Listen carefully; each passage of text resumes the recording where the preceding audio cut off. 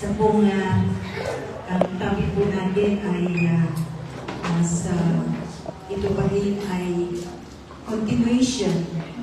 It's a continuation of the topic last Sunday, the raising of the human beings from the dead. Okay.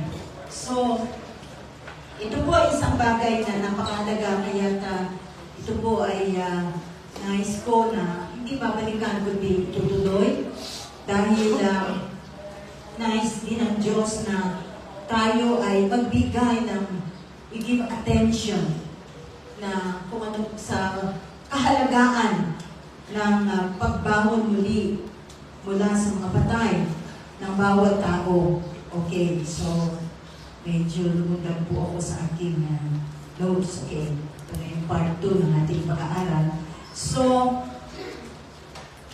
maging si Apostle Paul ay nagkaroon siya ng revelation about the resurrection of the dead. Na nakita niya, ito ay isang napakalaking malinaw na kapahayagan sa kanya na kung kaya't kapag mayroon pang mga nawawalang mga mahal sa buhay natin, those loved ones that have died, ang sabi ni Paul ay huwag tayong mawala ng pag-asa. Kaya ngayon kinanta natin kanina, living hope, no? Nakita ni Paul dito yung na mahalaga na ating malaman na mayroong pagkabuhay na muli, and it is a comfort for those na kahit namatay na, we know it's just a little separation or little temporary separation. Temporary. Because we will see again, we will see each other again, we will meet again. Kahit namatay na po sila, sabi ni Paul, is giving us this comfort na meron at merong muling pagkabuhay sa mga patay. Amen. We have to know about it, understand it, and believe it. Okay? Kasi ito po yung, sabi nga ni Paul ay, kung walang pagbangon mula sa mga patay, tayo na most miserable of all people. Miserable dahil wala na tayong ihintayin pa pagkatapos ng kamatayan. Pero yun nga, hindi nagtatapos dito yung buhay natin.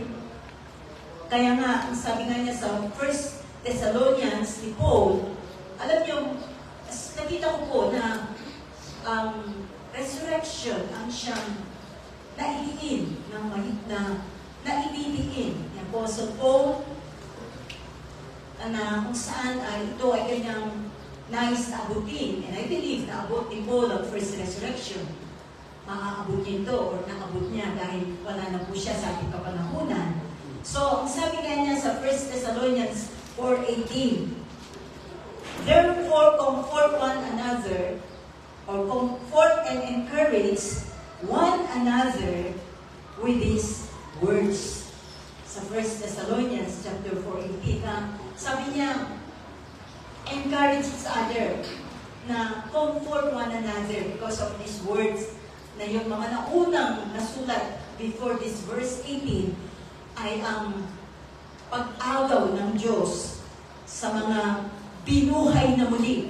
So, mas mauunang po muna yung order of event ay magkakaroon muna ng resurrection, and then after that ay ang rapture, or sabi ko nga po, we don't usually use the word rapture, pero ito po ay mangyayari.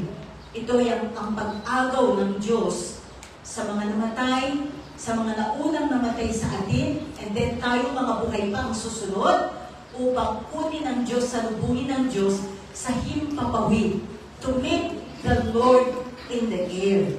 No? Ito po yung pag-agaw ng Diyos sa atin mula dito sa lupa. So, kanyang tinutukoy dito ng sinabi niya, comfort and encourage one another. These words, ito is talking about resurrection. Na kailangan munang mauna ang resurrection bago ang pag-agaw ng Diyos sa mga binanal niya. So, mayroon tayong pag-asa Dahil mayroon tayong pag-asa about resurrection, so habang tayo nabubuhay dito sa lupa, sa mundong ito, we are to be filled with light and life. Alam niyo, hindi naman po tayo, bagamat may dadadala tayong mga mabibigat na basanin sa ating mga buhay, but we are to be filled with light and life. Na tayo ang nagbibigay ng pag-asa sa mga tao. Na kahit hindi man po natin ito nasasabi sa kanila, kung hindi man natin sila kaya kapitin, o hindi man natin sila kakilala, pero nakakasalamuhan natin. Ang kapangyarihan ng buhay na yun, ng power of the resurrection life of Jesus, ay mag-execute sa atin. Ito'y, kumbaga sa lumabas mula sa mga sa atin. Kumbaga sa word na gagamitin ko po, ito'y tumitilambsik mula sa ating pagkatao. Okay? I hope maging malinaw ito yung sa Kapampangan po is manyang bukaki, tumitilambsik. Yung talagang umakapaw ka sa buhay at sa liwanag ng ating Diyos. Dahil God is light and we are light. Kaya kung ano siya, yun din ang katangian natin. We don't realize it. We are to live filled with light and life. Habang tayo niyan dito, regardless of mabigat man ang ating mga basan, kinakailangan maging liwanag tayo sa mundong ito through the Holy Spirit. Dahil hindi naman sa sarili natin na ito'y magagawa natin, but through the Holy Spirit, not our own self, but because of the one who abides in us. Kasi mayroong isang nakatira sa atin. Kung kaya nagkakaroon tayo ng liwanag sa harapan ng mga tao, yung liwanag na yun ay kanilang nakikita sa ating mga mabubuting gawa. Let your light so shine before men that they may see your good works and glorify the Father who is in heaven. So while we are on this earth, we must serve as light and salt of the earth. Kaya nga, as we preach the gospel, nagkakaroon tayo ng mga bagay na revelation from the Lord, no? At the same time, ang kaparaanan ng Panginoon, we pray for the sick, na tayo na binigyan ng authority ng Diyos, we pray for the sick, and we deliver the oppressed. Alam po natin, maraming mga tao ngayon ang nabubuhay na taglay ang paghihirap ng kanilang kalooban. Kaya, one time po, naalala ko yung isang tao na bigla na lang umiyak siya nung ako po'y nagsishare sa kanya sa taxi at hindi pa kami nakakarating sa aming pupuntahan ay bigla siyang tumigil. Sabi niya, pwede ko pong ihinto muna ang sasakyan. Sabi niya, gusto ko pong ipag-pray niyo ako. Sabi niya, bigla niyang tinawakan yung aking kamay at siya umiiyak. At doon ko po na-realize kung ako po'y nanatiling tahimik, anong mangyayari sa tao na yun? Dahil mayroon siyang daladala na mabigat sa kanyang buhay. And I believe so na pinalaya siya ng Diyos. That we deliver the oppressed. We deliver those who are in bondage to sin. And also those who are sick because we are manifesting the kingdom within us. That is the kingdom within us. Kapag ginagawa natin ang mga bagay nito sa ating kapwa-tao, we are manifesting the kingdom within us to be expressed outwardly to those people around us. Ano? Eh, walang makakagawa niyan, hindi tayo. Walang pwedeng manalangin sa mga may sakit kung hindi yung mga nakakakilala sa Panginoon, na alam nila, they have the kingdom of God within them, because the Holy One resides in them. Mayroong isang makapangyarihang buhay na nananahan sa atin. At yun ang siyang nagmamanifest na na-express natin outwardly sa lahat ng mga tao na nakakasalamuha natin. Kaya nga, ang kapangyarihan ng buhay na yun, the resurrection of the dead is the focal point. No? Ito po yung pinaka-highlight ng Bible. Ito yung pinaka-tampok, pinaka-sentro pinakatampok na I believe ito yung talagang hinihintay natin darating. Wala po tayong hinihintay kundi ang resurrection. Because ang sabi ko nga last Sunday, the moment na napabilang ka mula sa mga pagbangon, mula sa mga patay, automatic na kukunin ka ng Diyos. You will be caught up with the Lord to meet Him in the air. Hello? So ito yung pinaka-focal point. The issue of resurrection. That's why it is something that we must begin to teach of the people of this generation. Alam niyo po, hindi mawawala ang ating sa pangangaral ng salita ng Diyos na ating banggitin at ituro sa tao na mayroong pagbangon mula sa mga patay. Dahil si Jesus mismo ay bumangon mula sa mga patay. We don't only preach that Jesus died for our sins, but we preach also that He died, but He resurrected from the dead. Amen. At ito ay isang lakbayin na ating nilalakad. It is a journey with the Lord to come to that place of maturity where we are deemed worthy, entirely deserving to attain the resurrection of the dead and the age to come. Kaya, ito po isang, sabi ko nga, it is a journey with the Lord hanggang makarating tayo sa ating maturity, paglago sa buhay ni Kristo, na kung saan ay maging karapat dapat tayo deserving, entirely deserving, no? To the age to attain, to the age to come, and the resurrection from the dead. These two are synonymous. No? The age to come, and the resurrection of the dead. Alam niyo, kahit ulitin ko man po para maitanim ito at maikintan ito sa atin. Para ito po yung ating abutin. Hindi lamang po ito itinuro o nakita ni Paul. He saw this vision. Itinuturo niya na ngayon ay atin din pong nais na maalala natin muli. Nang sa ganon, ito po yung ating maging layunin. Kaya kanina, nung tayo ay nagpupuri sa Kanya, sabi ko, Lord, napakasarap na mapabilang sa unang pagbangon mula sa mamatay. And it's a goal to attain. Amen. That's why the way Paul stressed Philippians 3:10, sabi niya, that I may know Him and the power of His resurrection and the fellowship of His suffering, being made conformable unto His death.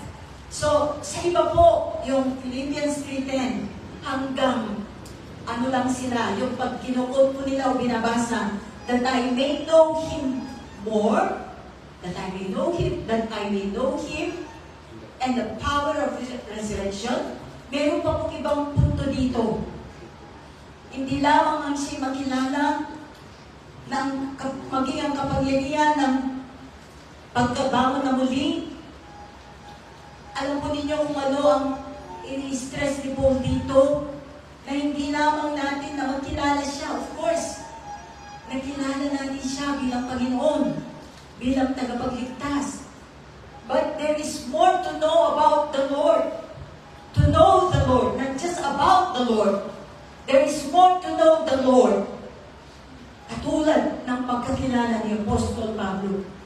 Kung kaya naidiin niya ang Philippians 3:10, that if by any means I might attain unto the resurrection from the dead. By any means. Kahit uulitin ko po lagi ito. Sa anumang paraan, because Paul poured out his entire life as a drink offering for this generation. Nais niya na bagay nito na mailipat niya na may buhay. Hindi lang niya ito na isulat sa papel, kundi may kasamang pagbubuhos mismo. He poured out his life. He invested his life. Hindi lang siya basta nagsulat. Because he had a vision of of the resurrection of the dead. He had a vision of ruling and reigning with Jesus for 1,000 years. Alam nyo, nawa magkaroon din tayo ng vision. Hindi ko sinasabing katulad na mismo ng vision ni Paul. Kahit man lang a glimpse of what Paul had seen. Ano yung resurrection na yun?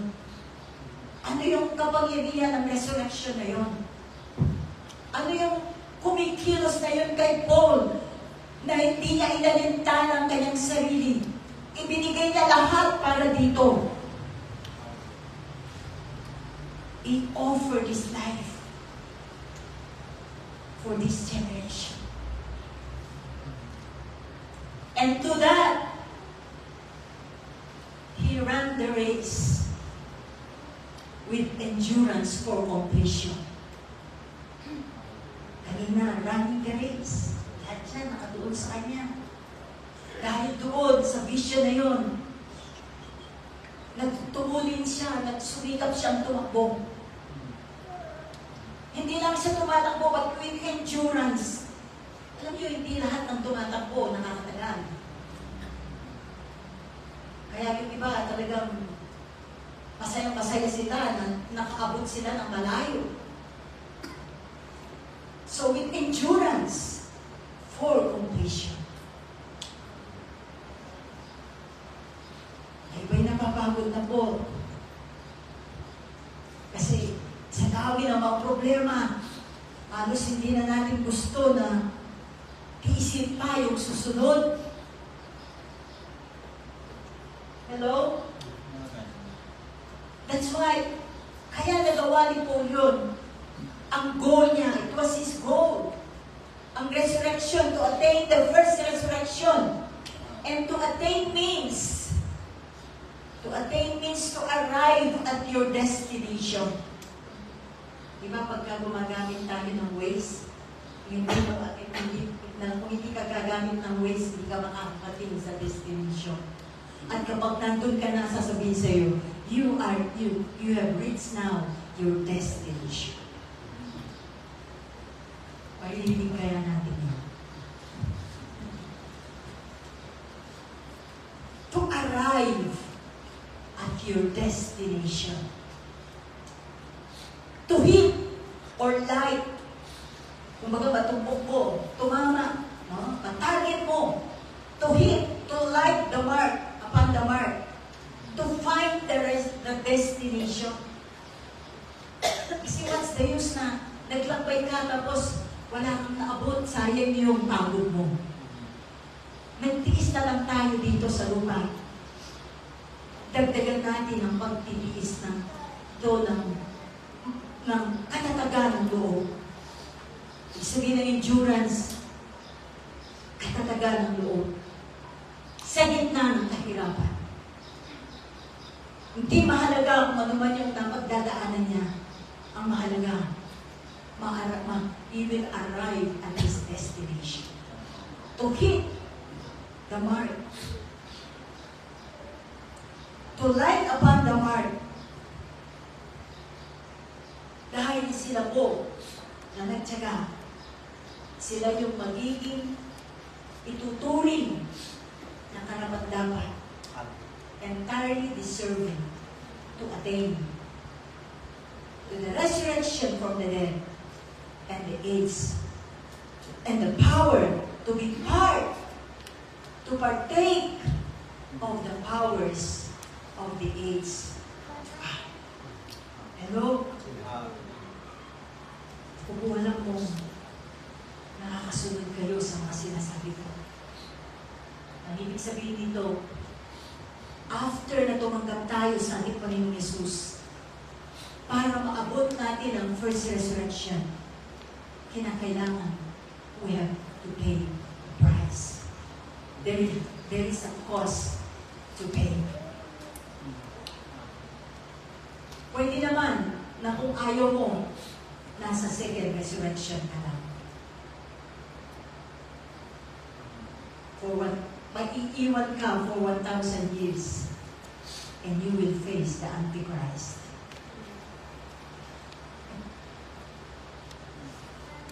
Hello? So, it is very important to understand. Kaya nga po, sabi ko kanina, dapat po natin maunawaan ang Espiritu para abutin. The first resurrection that will take place will be for the royal priesthood. For the royal priesthood. So, hindi lahat ng mga tumanggap sa ating Panginoon ay kasama sa first resurrection. There will be, for those who will not be included, they will be in the second resurrection. Ito po yung second resurrection, yun po yung tinatawag na general resurrection of the dead. Okay? So, you don't need to attain the second resurrection or the general resurrection. But what we need to attain is the special resurrection or the first resurrection. Amen. Kasi kahit dito sa mundo, may royal priest, may mga royal people, di ba? May mga makakaripigan na tao na hindi natin sila kapantay. Mataas sila sa atin. But, in the kingdom of God, kapag nakabot po natin dito, being the royal priesthood, masigit po tayo dito sa pagiging royal or yung pagiging maringal ng mga taong matataas, ng mga mayayaman. Higit pa dito sa mga royal families na alam natin. Amen? So, untugin mo kayo. Nauurong ko. Parang ulo ko tuloy ang nauuntog na. Okay. Nauuntog ko lagi dito sa pulpit kasi medyo na ibababa ko. Anyway, what is the purpose of the first resurrection? Na kapag tayo po yung unang ibinaman mula sa mga patay, it is for the purpose of placing us or the victorious saints on the thrones in the air that controls life on the earth. Alam niyo kung sino nagko-control ngayon? Yung umuukupa sa mga trono, those thrones in the air, principalities and powers and rulers of the darkness of this world. But we will occupy them. They will be overthrown. Amen. Sa ngayon, nandun muna sila. Sila yung nandun. They control life on the earth. Kaya marami silang na-influence. Na-influence sila na mag-isip ng masama sa kanilang kapwa. Sila yung nag-i-influence sa tao na i-destroy ang kapwa-tao. But in those days, kapag tayo po, the purpose of the first resurrection is that we will be placed on the thrones in the air. Tayo ang papalit. Kaya ngayon pa lamang, tinuturuan na tayo ng Diyos na makipagbaka. Kaya kailangan tayo makibbaka sa panalangin para malabanan natin ang lahat ng mga pagsubok, mga tukso, mga discouragement sa ating buhay. Yun ang paraan na labanan natin ang mga bagay nito. Amen. Na yung first resurrection or the out resurrection from among the dead is being described in Revelation 20 verses 4 to 6. Ito yung mga mauunang, ito yung makakasama sa unang pagbangon mula sa mga patay. Na pinakita ng Diyos ang vision na ito kay Apostle John. Nakita niya kung paano ang magiging future kapag tayo ay namatay na at aharap na sa Diyos at makikita natin kung ano yung naimpok nating kayamanan ng buhay ni Kristo, kung meron o wala, ito ay ang pagiging basyan nito, pagkakasama ka sa first resurrection, kung ang buhay ni Kristo, yung Ephesians 4:13, na ang abot natin. And then, at ito yung magiging kalagayan ng mga unang naibangon mula sa mga patay. And I saw thrones, and they sat on them. How? Imagine this. And judgment was committed to them. Binigyan sila ng paghatol. Hindi sila ang ahatulan, kundi sila yung binigyan ng paghatol. Sila yung maghahatol. Then I saw the souls of those who had been beheaded for their witness to Jesus and for the word of God, who had not worshipped the beast or his image, and had not received his mark on their foreheads or on their heads, and they lived and reigned with Christ for 1,000 years. But the rest of the dead did not live again until the 1,000 years were finished. This is the first resurrection. Blessed and holy is he who has part in the first resurrection. Over such, the second death has no power, but they shall be priests of God and of Christ, and shall reign with him 1,000 years. So magpapatuloy yung buhay na ginawa nila. The only thing is, at that point, kasama na nila, literally, ang Panginoon. Ruling and reigning with Jesus. So kung namumuhay tayo ng isang victorious life dito sa lupa, kahit wala pa tayo doon, we are already with Jesus, reigning and ruling with Him. That's why, kapag tayo po ay ginagamit niya, yung kapamahalaan, yung kapangyarihan, yung authority na yun, ay lumalabas mula sa atin.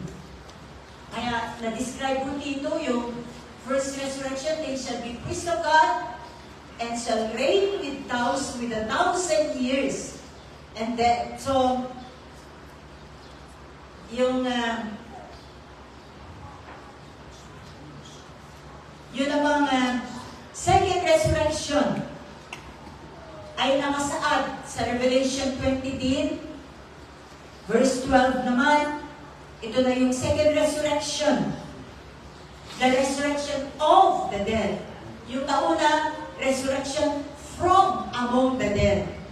So ngayon, of the dead. So ito na yung general resurrection sa Revelation chapter 20, verse 12. And I saw the dead, small and great, standing before God, and books were opened. And another book was opened, which is the book of life, and the dead were judged according to their works by the things which were written in the books. So there's no need to attain to the general resurrection. Whether you like it or not, kapag hindi na isama sa first resurrection, kasama siya sa general resurrection. Because all people who live on the earth, of course with the exception of the royal priesthood, will appear in the second resurrection, or will be included in the second resurrection. Na kung saan ito man ay naisulat sa John 5:25, 28 and 29. Okay, sabi niya dito, ito yung lahat. I speak to you eternal truth. Soon the dead will hear the voice of the Son of God, and those who listen will arise with life. So don't be amazed when I tell you these things, for there is a day coming when all who have ever died will hear my voice, and they will come out of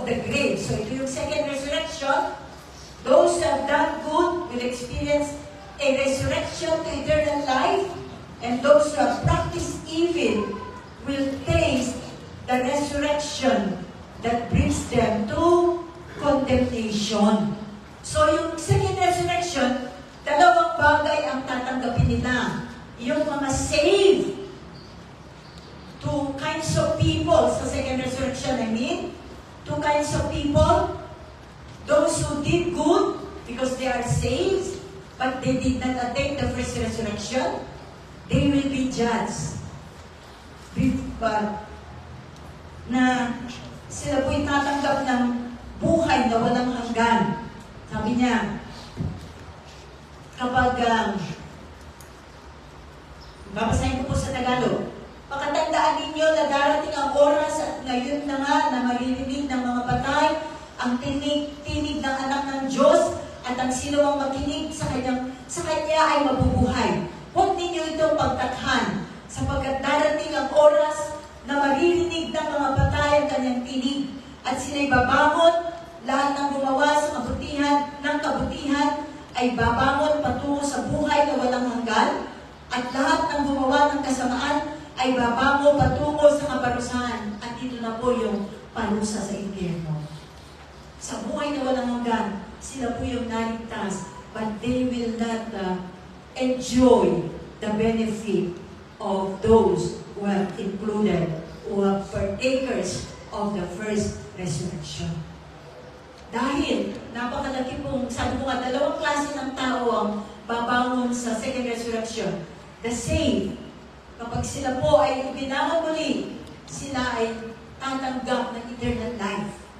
Pero they will not reign with Jesus. At yung mga masama na hindi nagsisi, sila ay daranas o hahatulan ng kaparusahan. Kaya kasama sila, pagkakasabay sila sa second resurrection. Hello? Malinaw po ba? At makikita po natin, magkaiba yung first resurrection at second resurrection. Sa second resurrection, nakita po natin dito, may mga books that were open. Kasi lahat po ng events ng ating buhay, everything na kahit lumalabas man yan, I believe sa isip natin, it is being written in those books. Kaya yun ang ipananagot natin, kung masusunugan tayo dahil doon, or tatanggap tayo ng gantimpala dahil doon. So that's why there were books open and another book, which is the book of life, kung saan nakasulat yung mga pangalan ng mga naligtas, pero ahatulan pa rin sila according to what they have done. Pero yung first resurrection, no more judgment because dito pa na, nahatulan na. Kanila ng pinagsisihan, kanila ng tinaligdan ng kasalanan upang wala ng hatulan ang Diyos sa kanila. Amen. Amen. So there is no need to attain the general resurrection. Basta nabuhay ka dito sa mundo, kaya gumawa ka ng mabuti o masama, kasama sila sa sa second resurrection. Amen? That's why napakahalaga po na sabi nga ni Paul, na maabot niya, pinagsusumikapan niya, nagsusumikap din kaya tayo to attain the first resurrection. And at this point, at noon pa dapat, we should begin to enter the process of resurrection as soon as we have placed our faith in the Lord Jesus. Nagsisimula na dapat yung proseso ng resurrection. Amen.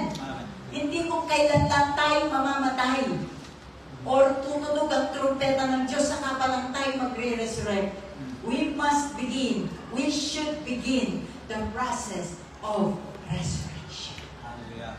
Ang ibig sabihin, nandun na yung pagkabuhay na muli ni Kristo sa atin. Amen. Kaya nga yung ating ginagawang water baptism na ibinigay ng Diyos sa atin, na ipinakita halimbawa ng ating Diyos as a means of portraying our death to the world and our ascension or resurrection, our death to the world and our rising from the dead, or it is the beginning of a new life in Jesus. Na kapag nag-undergo po tayo ng water baptism, ito yung inilalarawan na natin ang ating paghiwalay, pag-separate natin sa mundo bilang pagpasok natin sa isang bagong buhay na nasa Kristo. Amen. Hallelujah. Kaya ang sabi ni Paul, we are to count our lives, ourselves, as dead with Jesus. Namatay tayong kasama ni Jesus, and risen from the dead also with Jesus. Amen. And ascended with Jesus, and that is a true death. Kailangan ipako na natin, ituring na natin ang ating sarili na naipako na nakasama ni Kristo sa krus, na kung saan dahil tayo naipako, namatay tayo kasama niya, but risen and ascended with Jesus. Amen. Alam niyo, that yung naipako tayo at namatay na kasama ni Kristo sa krus, that is our true death. Ang ibig sabihin, bago pa tayo mamatay physically, we must die to the old self life. Yun ang unang kamatayan natin. Kahit buhay pa tayo physically, ang kailangan nating maranasan ay ang mamatay sa kasalanan, sa mundo, at sa ating sariling buhay na makasalanan.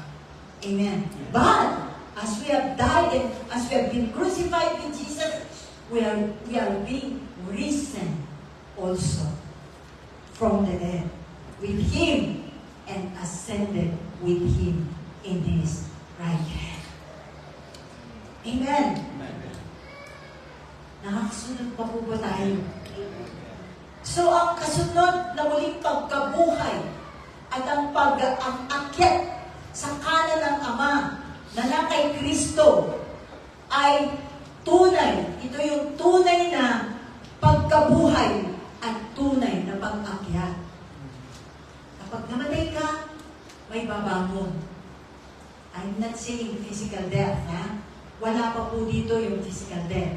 Mauuna muna yung kamatayan ng ating makasalanang buhay na tinatawag na self-life, Adamic life, sinful life na dapat mamatay.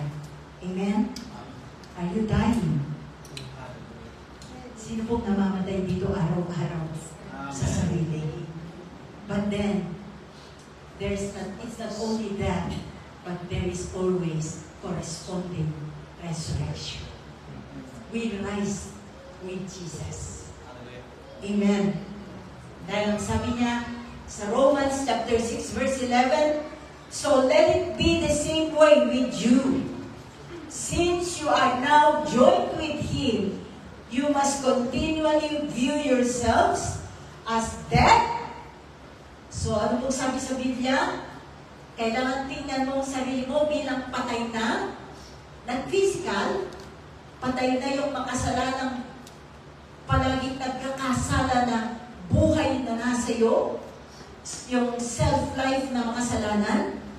You must view yourselves as dead and unresponsive to sin's appeal. Wow! Kailangan huwag na tayong mag-response kailan man yung appeal ng kasalanan sa atin. Ano man ang nakikiusap man siya, gawin mo ito uli. Tuksuin ka man uli ng kasalanan. Ayan. Na dati mong ginagawa, unresponsive na tayo. Amen.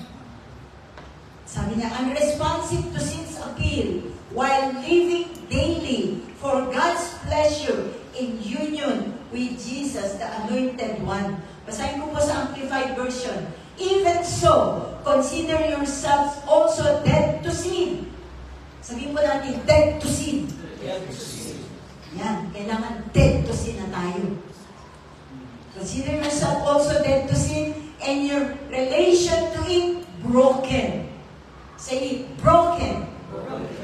Maputol na ang ating relasyon sa kasalanan.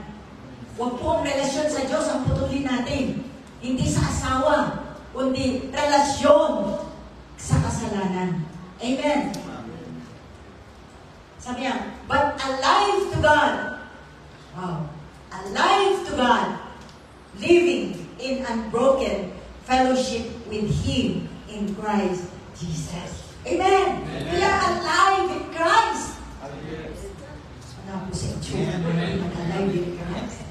Nakaganon yung, ano kaya o? Hindi niyo po maintindihan yung sinasabi ko?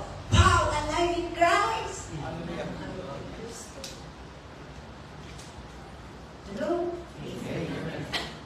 Joy, joy, joy in the Lord. Alive in Christ. Dead to sin. Nakipag-break na tayo sa kasalanan upang mabuhay sa Diyos in fellowship with Him. Amen. Colossians 3:3. For as far as the world is concerned, you have died. Ayan, paulit-ulit po na.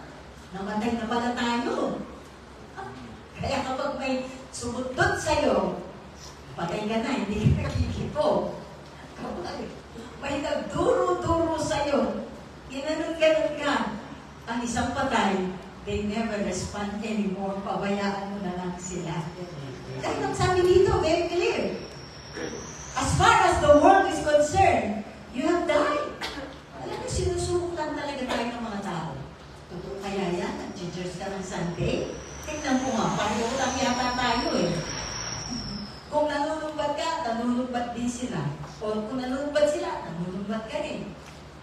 Kung pa-complain sila, nagko-complain ka rin. Kung mapagiganti sila, papagiganti ka rin. No? Paano yung patay? Hindi na yan kumikibo. Unresponsive to sin. Kaya nga, sabi niya dito, we have died and your new real life is hidden with Christ in God. Nakatago na ngayon ang bago at tunay, yung tunay at bagong buhay natin, nakatago kay Kristo doon sa kanang trono ng Diyos. Your life is hidden in Christ, in God. Amen. So yung kamatayan po nating nararanasan nung tayo ay nagpasimulang manampalataya sa ating Panginoon Kristo, yung kamatayan nating nararanasan, iyon po yung totoong kamatayan natin in the sight of God. Hindi po yung physical death. Yun ang tunay na kamatayan na nakikita ng Diyos sa kanyang harapan. Sa tuwing pinapatay natin ang urge ng sin, ang temptation. Kasi nandiyan pa yan eh. Nasa iyo lang. Bagamat pare-pareho tayong tumanggap at kumilala sa Panginoon, pero hindi pare-pareho kung paano tayo mag-response sa mga sitwasyon. Hindi ba madaling bumigay? Hindi ba talagang mapagtiis? Sabi nga, pagtitiis hanggang kamatayan. Hindi sila bibitaw. Pero di ba, konting bagay na, hindi ko na kaya. Goodbye. Diyan po, ang diniligtan na kamatayan ng Diyos sa atin. Kung willing ka na patayin ang dikta ng laman, ano bang panunukso ng laman sa atin, patayin. That is the true death, your true death in the sight of God. That means, kapag ginagawa mo yun, we have separated ourselves from our Adamic sinful nature. Ikaw na mismo, inihiwalay mo na yung sarili mo sa sarili mong buhay na dating makasalanan. In exchange for His divine life. Amen. Yung Adamic nature natin. That's why nagkakaroon ngayon tayo ng divine judgment. Divine judgment takes place in us. Na the moment na namatay tayo sa kasalanan, divine judgment comes. Kasi paano nagkakaroon ng divine judgment. Kasi nga, as we die to ourselves, through the Spirit of God, hindi natin ito kaya, through our own flesh. But we die to self through the Spirit. Hello. Tindihan po natin. Ang Holy Spirit ang tumutulong sa atin. Na kung saan, pinapatay natin, we put to death the sinful nature. Then, anong gagawin natin? We confess it to God. We repent. So, divine judgment come. What is that divine judgment? God will forgive us and cleanse us from all unrighteousness. So, dito pa lang, nangyayari na sa buhay natin. Habang buhay pa tayo sa katawan natin. Because we put to death the sins of our sinful nature, of our Adamic nature. We confess them, we repent of them, we turn away from them. Hindi lamang po confess, hindi lamang repent. Halikdan natin. Huwag na natin balikan. Then divine judgment takes place. You will be cleansed. You will be forgiven and cleansed from all that you have confessed. Amen. Kaya divine judgment is now. Amen. To all of us. Hanggang may oras pa, we need to repent and confess our sins. That's why, as we die to our self-life, and our judge tayo dahil pinatawad tayo, the process of resurrection begins to take place in our inner nature. Kaya yung resurrection life natin na lumalago sa ating inner nature, hindi po pare-pareho ang ating level. It depends on how you die and judged by God. And then, that's how we enter the process of resurrection. How much of the resurrection life of Jesus is in us today? Hello? Hindi po magkakapareho yan sa lahat ng tao. But it is up to us personally to choose it. You cannot choose it for your wife or husband. You cannot choose it for your children. But you will be the one to choose it. Working out your salvation with fear and trembling before the Lord. Amen? At sa tuwing tayo ay pinangungunahan ng banal na Espiritu ng Diyos to put to death yung mga bagay na dati nating ginagawa. Some aspect of our Adamic nature are forgiven, are cleansed. Hindi. May napapatawad. Para pag nakikita mo sa sarili mo na naliligo ka, unti-unting naaalis yung mga dumi sa iyong katawan. As you begin to die. And receive the divine judgment because you are forgiven and cleansed from all unrighteousness. Then, through the Spirit of God, in some aspect of your personality, the resurrection life of Jesus increases in us. And given to eat of the tree of life. Amen. Kaya, a portion of Jesus, in a very simple way, a portion of Jesus is being added unto us. Kumbaga sa baso, yung baso walang laman, unti-unti. Pag nilagyan mo ng laman yan, ilang portion ang ibubuhos mo doon. So, as you die to your self-nature, papatayin mo yung bugso ng damdamin ng galit mo sa tao. Lord, hindi ko gusto magalit. Patayin ko itong galit na ito. Dahil kung hindi, mabubuhay ang sarili ko. Kailangan ko mamatay. Kailangan ko patayin lahat ng nature na yun. Magagalitin. Ano ba? Kulang sa magtitiis. Minsan, pagtipangin na, katulad po ngayon, ang init, ano? Buti nga po dito sa Baguio, mapalan tayo. Last Thursday, pagbaba ko po sa bus, para akong kasusunod ng bata. Alam niyo kung ano pong agad na isip ko? Sabi ko, Lord, ito, init pa lang ng araw, how much more sa impyerno? And I see people, how they really, yung paano sila yung talagang, yung itsura nila, paano nila binabatay yung init sa tapat ng araw, nasisinaga ng araw.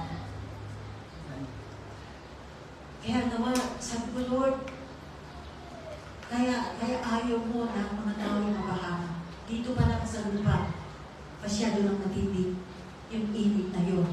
Yung init pa lang ng araw, how much more? Sabi ko nga, yung init ng impyerno. I was praying to God, Lord, magligtas ka ba ng maraming kaluluwa na hindi mapunta sa impyerno? At hindi lamang po yun na magkakaroon ng karagdagan ng buhay ni Kristo sa atin. But one thing na nangyayari is na naidadagdag sa atin, bukod sa kay Kristo na naidadagdag sa ating personalidad, ang naidadagdag sa atin is also the house of incorruptible life that is being formed in heaven as we continually experience dying and then living in Jesus. Okay. May naidadagdag at the same time, may napupuo, kumbaga sa damit na i-form, na isinusuot sa atin. O kumbaga sa bahay, nandun tayo. It is being formed, a house incorruptible. Yung house na yun po yung katawan mismo na hindi na mamamatay. Na tirahan. Incorruptible. A house incorruptible na ngayon, it is being formed in heaven as we die and at the same time, we rise and live with Christ. Hallelujah. Amen. 2 Corinthians chapter 5 verses 1 to 5. Please bear with me. Kasi gusto ko pong maging malinaw ito sa bawat isa kung paano po tayo nabibihisan ngayon ng isang bagong tirahan. Meron na po tayong tirahan ngayon na yung mismong katawan natin ang ating tirahan. For we know that when this earthly tent, ito po yung body natin, earthly body. For we know that when this earthly tent we live in is taken down, that is when we die and leave this earthly body. Sa ang ating katawan, sabi niya, alam natin, this earthly tent, kapag namatay tayo, sabi niya, we will have a house in heaven, an eternal body. Hindi po siya literal na ganito. Yung house natin, an eternal body. So ito po yung house natin, eternal body, made for us by God Himself and not by human hands. We grow weary in our present bodies, and we long to put on our heavenly bodies like new clothing. Kaya po nagkakaroon tayo ng longing na yung kaginawa ng buhay, yung blessing, yung paradise, lahat yan na dati, nung nilikha ng Diyos ang tao, everything was for man. Everything was given to man. It was created for everything that God has created is for man. At ito yung nilolong natin na maibalik sa atin. Dahil nawala din yung katawan na yun, na incorruptible bodies, we grow weary in our present bodies, and we long to put on our heavenly bodies like new clothing. For we will put on heavenly bodies. We will not be spirits without bodies. So kung spirits lang po tayo pagkatapos na namatay, walang katawan, dahil yung katawan nasa ilalim na ng lupa, nabubulok na, nahagnas na. Pero may bigyan tayo ng new bodies, which is no longer earthly, but heavenly bodies. Amen. And that's what we grow for. Na mabilisan na tayo ng bago. Amen. We are not spirits without body. Kung hindi, pagdating natin doon, hindi tayo magkikita-kita. We will be given heavenly bodies. While we live in these earthly bodies, we groan and sigh. But it's not that we want to die and get rid of these bodies that clothe us. Rather, we want to put on our new bodies so that these dying bodies will be swallowed by life. So, sa ibang translation po, yung binasa mo, these dying bodies will be swallowed by life so that what is mortal, our dying body, may be swallowed up by life after resurrection. So, yung katawan po natin, yung buhay natin, mortal, ay lalabunin. It will be swallowed up by eternal bodies. Amen. Heavenly body. God Himself has prepared us for this, and as a guarantee, He has given us His Holy Spirit. So, death will be swallowed up by life. Yung pong may kamatayan na katawan natin ay lalamunin ng walang hanggan at mabibigyan tayo ng katawang hindi na muling mamamatay ni mabubulong kailanman. Eternal resurrected bodies, glorified bodies. Kaya tandaan po natin, our life here on earth is temporary. Kaya kailangan natin maunawaan na sinasabi ng kasulatan na ang panahong ito na kung kailan tayo nabubuhay, it is soon to be discarded, to be replaced by the superior, eternal ages that is at hand. Amen. So, bagamat magulo po ang mundo ngayon ng kasalukuyang panahon, madilim ang mga bagay na nangyayari, puno ng kapahamakan, gumagawa ng kasamaan, maging ang mga tao na sa ating kasalukuyang kapanahunan, bagamat hindi man natin gusto ang mga nangyayari, subalit ang sabi ko nga, ang ito'y pansamantala lamang po. Ang panahon ito na kung saan tayo nabubuhay, it will soon be discarded in favor of the superior eternal ages that is at hand. Amen. Kaya, magtiis lang po tayo. Mapapalitan din ang panahon ito. Mapapalitan po, mapapalitan pa rin na ang ipapalit dito ay walang hanggang panahon na alam natin na lalapit na. Mas higit na dakila, mas higit na maluwalhati kesa sa panahon ito na ating na kung saan tayo nabubuhay. Amen. So, ang tanong,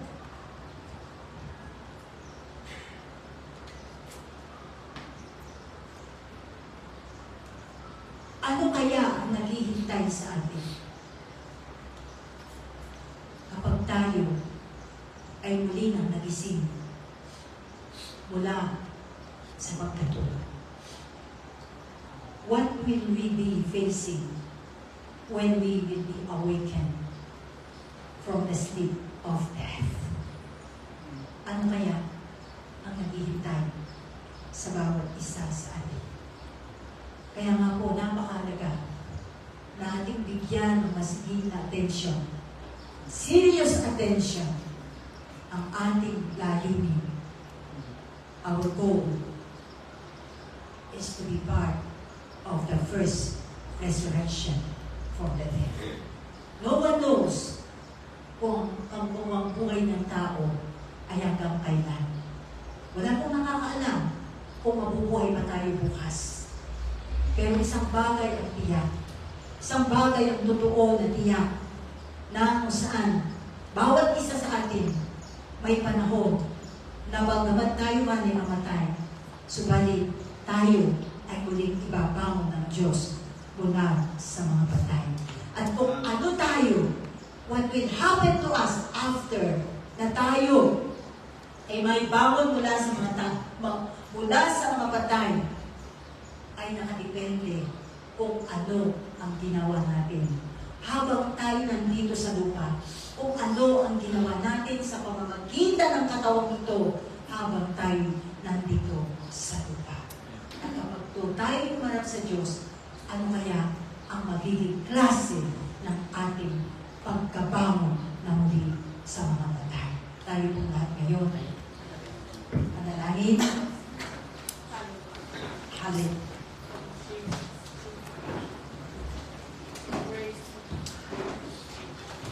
Hallelujah. Oh, siya na nabalahan. Oh, Jesus. Spirit of God. Ikaw ang siyang patuloy pa po na magbigay liwanag sa bawat puso ng iyong anak. Sila na narito at sila na nakasama namin sila sa live streaming dito. Magbigay sila ng ituon nila ang kanilang attention, ang pansin sa mahalagang bagay nito na siyang pinakasundulan, na siyang pinakatampok na nasaad sa Biblia. Ito ang pinakamahalaga kung bakit naindihin ni Apostle Paul na siya mismo, he is attaining of the resurrection from the dead. Huwag po namin ipagwalang bahala ito, Diyos. Ito ay isang pag-aaral upang matuto na kami dito pa lamang sa mundo kung paano kami mabuhay araw-araw. Kung anong dapat namin piliin na gawin, isipin at sabihin ay nagtatakda ng aming walang hanggan. Na kung anong klase ng pagkabuhay na muli at ng katawan na ibibigis sa amin. Ngayon pa lamang, O Diyos, kami lang nakakaalam dahil kami rin ang may alam ng aming sariling buhay. At nawa, O Diyos, tumingin kami sa aming sarili ngayon. Kami kaya ay are we deemed worthy? Are we deemed worthy of the first resurrection from the dead and to be part of the age to come? Ayaw po namin mawala kami dito sa layunin ito ng pagkatawag mo sa amin. Nawa, Panginoon, makita mo ang panibagong sigasig sa bawat puso ng iyong mga anak. Na ma-realize namin walang ibang mahalaga sa mundo ito kahit kaano man katagal o kaiksi ang buhay dito sa lupa. Ang mahalaga, naabot namin ang aming destination. That we have arrived at our destination. And our destination is the first resurrection from among the dead. Yes. May we be partakers of it, O God. Paulit-ulit itong naipapangaral sa pulpito.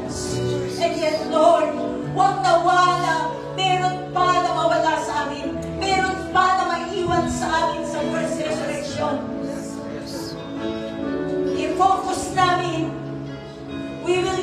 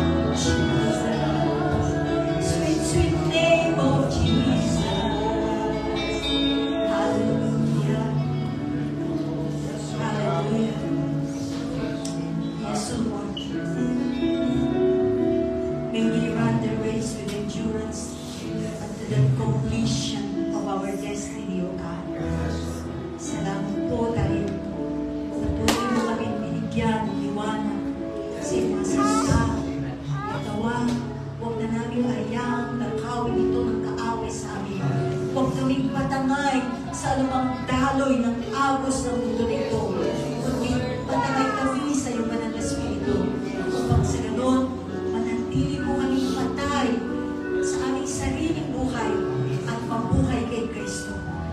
At ang resurrection power of the life of Jesus ay patuloy din na may